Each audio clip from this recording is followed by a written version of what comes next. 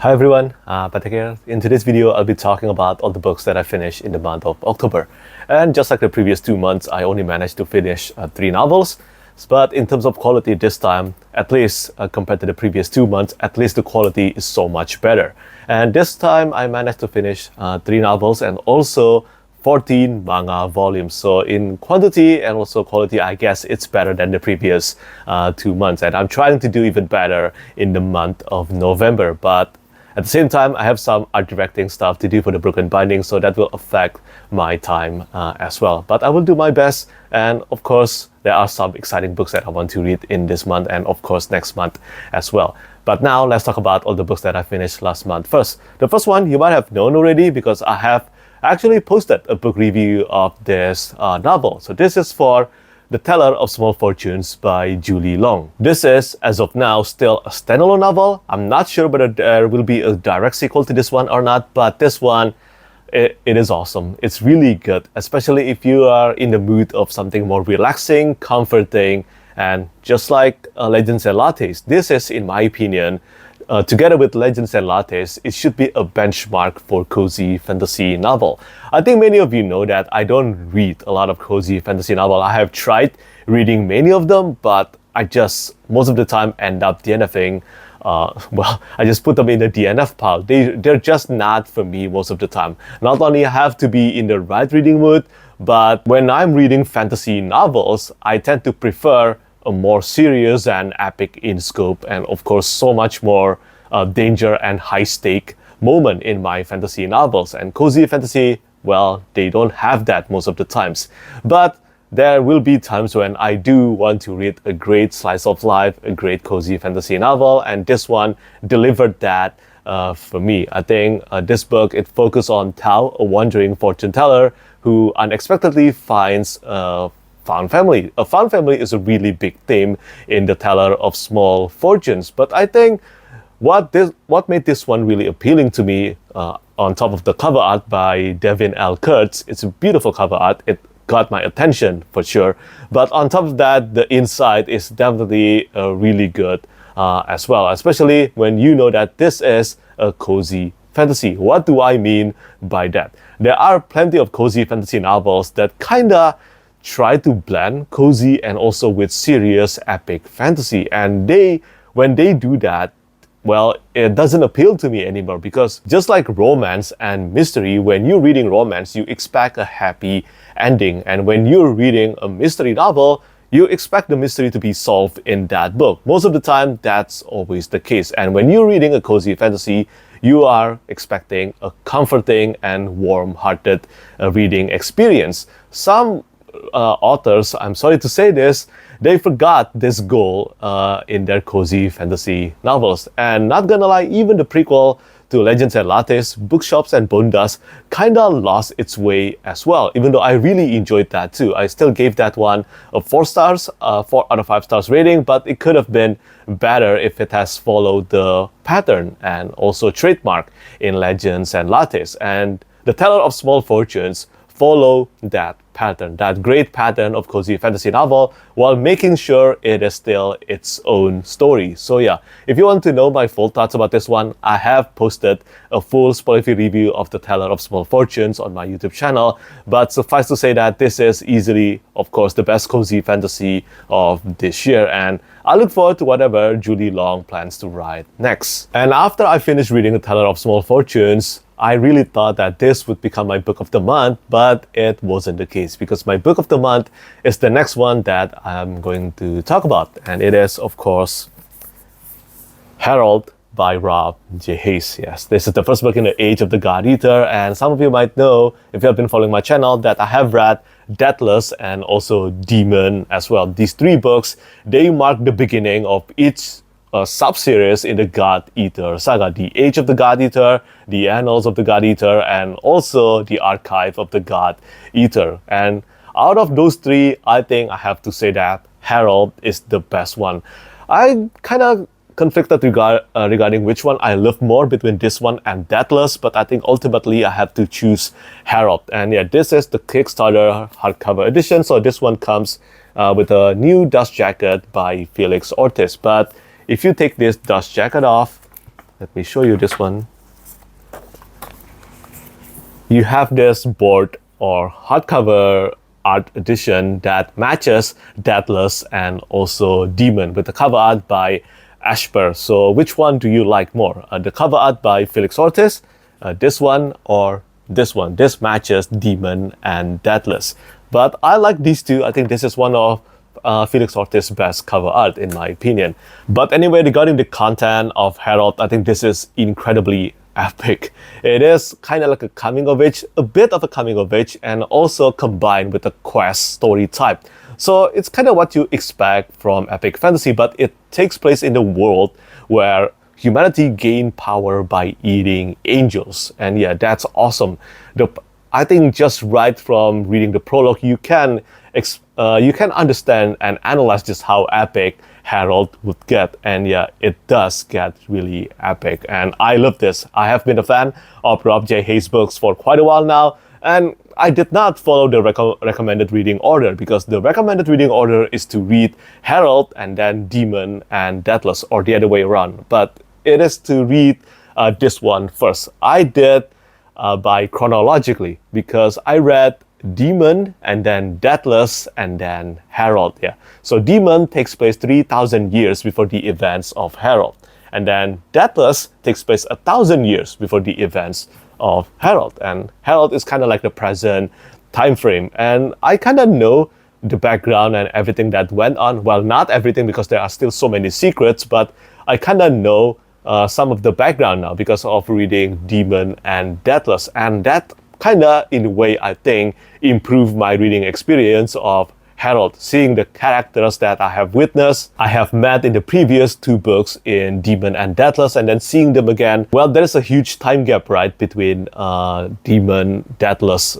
My God, it gets kind of confusing talking about these books, but yeah, there's a time gap between these three books, and well, there are still so many secrets because thousands of years. So there are still so many secrets and kind of the details missing to what made the characters end up in the situation in the, Herald. And I think that makes the anticipation of the sequels to Deathless and Demon and also Herald more exciting. And in the case of Herald, this is by far the biggest books in the three books in the God Eater saga so far. So it is kind of like the main books and also the main series. I love the main characters, and one of the things that Rob J. Hayes did so well in this one is the feeling of trust, like who you should trust more, the humanity or the angels. And after reading through it, it gets more conflicting because we don't have the big picture yet.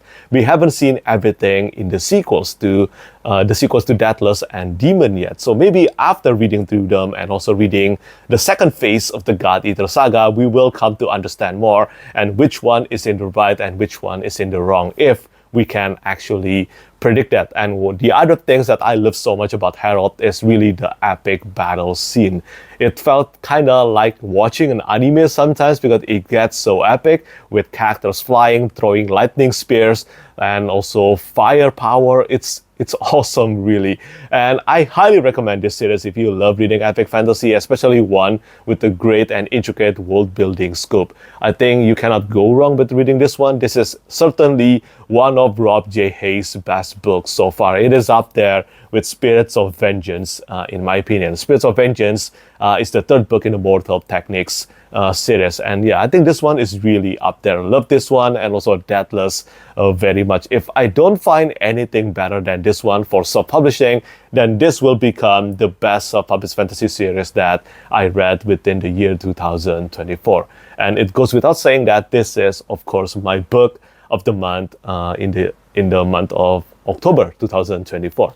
But this is not the last book that I read last month, because I'm finished another book, and it is for the conclusion to the Rook and Rose trilogy by M.A. Carrick, Labyrinth's Heart. In October, I was desperately searching for a series to finish. I cannot even remember when was the last time I actually finished reading a series to the end. And because I only had one book left and I really enjoyed the second half of The Liar's Knot, I decided to finish reading Labyrinth's Heart, and I'm not disappointed. This is actually my favorite book in the entire trilogy. It is not a favorite yet. It's almost there, but regardless, it is a great book and it is a great ending, especially if you are a fan of reading fantasy series that ended on a satisfying note that closes every story arc. Then I think you cannot go wrong with reading the Rook and Rose trilogy. But do know that this is a political epic fantasy. There's a lot of focus on political intrigue and also dialogues and details on the clothing and also speaking manners and all that. But suffice to say that if you like reading heist fantasy, I think there's a lot of things to like here in reading the Rook and Rose trilogy. And if you like the vibe in the setting, in the Lies of Lok Lamora, a Venetian epic fantasy, then yes, you should try reading the Rook and Rose trilogy. More importantly, I did not expect how much I would grow to like the characters. I think M.A. Carrick did a great job in developing the main characters, especially the three main characters in my opinion. They are Ren, and then Gray, and also Vargo. Vargo in particular develops so much compared to his first appearance. Well, Vargo and Gray, I think those two developed so much compared to their first appearance. But if I have to choose the things that made me love Labyrinth's Heart so much compared to the previous two, is how everything that has been mentioned, developed from the first book, I think they are all important here. I do think that the Rook and Rose trilogy, at the end of the day, they are too long for their own good. I mean, this trilogy is 600,000 words long. Each book is about 200,000 words long, and I do not think it needs to be that long. I think about 150,000 words per book would have been great for the trilogy, especially for the pacing, because in each book, Labyrinth's Heart included, there are some parts. In this case, for this one, it's about the middle portion where the pacing definitely dragged a bit. And in the case of The Liar's Knot, it was the beginning, just like the Mask of Mirrors as well. But for The Labyrinth's Heart, it was in the middle. The beginning and the ending portion, on the other hand, was incredible. Loved them very much. Seeing Ren, Gray, and Vargo trying to unravel and also trying to fix the consequence of their lies, of their many lies, it was amazing. I think they were some of the most engaging part of the entire Rook and Rose trilogy. Seeing Ren and also her relationship with the Tramantis family. And yeah, it was really good. I cannot talk too much about this one unless I go into spoiler territory, but really, I think the found family aspect shined through in this political intrigue Venetian fantasy series. And as I mentioned, if you like heist fantasy novel, if you like fantasy series that dive deep into the core relationship of the characters and why they continue to lie even though they know there will be heavy consequence, I think you should try reading the Rook and Rose trilogy. And yeah, it talked about life and death quite heavily. I did not expect that, but that became one of the main parts of Labyrinth's Heart, and I think I really enjoyed it. There were some truly emotional, quite emotional moments in the last part of Labyrinth's Heart. And overall, I certainly had a great time reading the Rook and Rose trilogy, and I look forward to finishing another series, hopefully within this month and next month. But yeah, I plan to read the continuation to The Memoirs of Lady Trent by Mary Brennan, hopefully within next year. But remember, I did start reading the series because of reading The Memoirs of Lady Trent, and I wanted something more epic, a bit more epic in scope, and I got that from reading the Rook and Rose trilogy. So those are the 3 novels that I finished last month, and as I mentioned, those 3 are great books. I gave, I think, The Teller of Small Fortunes a 4.5 stars, and then Herald a 5 stars. So that means this is like, I think the fifth 5-star novels of the year. I know that sounds insane. I'm nearing the end of the year and only 5 books received a 5 stars rating. And then for Labyrinth's Heart, I gave it a 4 stars rating. So yeah, overall, those are 3 great books, and I had a great time reading through 3 of them. As for manga, I finished, I think, 4 volumes of My Hero Academia by Kohei Horikoshi and also 10 volumes of Dragon Ball. So these 2 are definitely a reread, especially Dragon Ball by Akira Toriyama. Dragon Ball is a huge part of my life, and lately, I don't know, I've been missing my time with the Dragon Ball series, and I decided to do a reread of it, even though I haven't read Dragon Ball in about a decade, I think, or more. It has been a long time, and I don't regret it one bit. It brought so many joy reading through Dragon Ball again. And that's only 10 volumes. I haven't even gotten around to reading Dragon Ball Z yet in the month of October, but I got around to them this month. And I think I will be able to finish rereading through the entire Dragon Ball Z within this month. But I don't know. If you haven't read Dragon Ball yet, I think you should try it. There's a lot of good reasons why so many manga, including One Piece and also Naruto, they were inspired by Dragon Ball. There are many good reasons why it ended up that way, and why the series inspired by it are awesome as well. But yeah, that's pretty much it from me today. Those are the books that I finished in the month of October. And this is the month of November before the end of this month. And also, well, starting from next month, I plan to release a lot of end of the year videos, and I'm excited about them. I hope you will be as well. But yeah, that's pretty much it from me today. As I said just now, my book of the month is definitely Herald. And do let me know how many books you finished last month and which one was your book of the month. As always, thank you so much for watching, and thank you for your support. Bye bye.